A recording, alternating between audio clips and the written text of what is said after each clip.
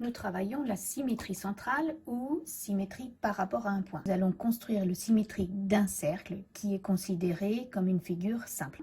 On va d'abord tracer le symétrique du centre A. Donc on obtient ce point A'. On va construire le symétrique du point B de la même façon. Et puis on va placer un point M sur notre cercle de départ. Ce point M, finalement, quand je le fais tourner ou que je le déplace sur le cercle vert, j'observe que le point rouge, son symétrique par rapport à I, il décrit aussi un cercle. Eh bien, ce cercle, c'est le symétrique du cercle vert de départ.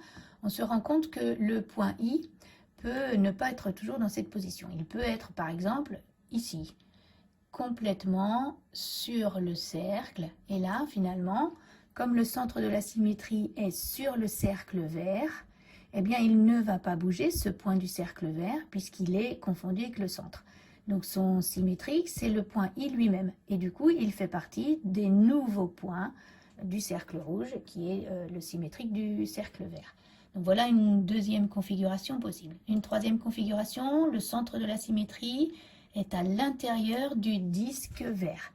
Et bien, finalement, les deux cercles vont se couper en deux points. Et puis, dernière possibilité, eh bien, c'est que le centre de la symétrie soit complètement confondu avec le centre du cercle de départ. Alors, que se passe-t-il? Tous les points du cercle vert font un demi-tour.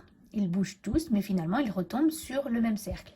Et donc, le cercle rouge et le cercle vert sont confondus. On dira que le cercle est globalement invariant. Le cas le plus rencontré, c'est celui-ci, ou éventuellement quand les deux cercles sont dits tangents. Voilà.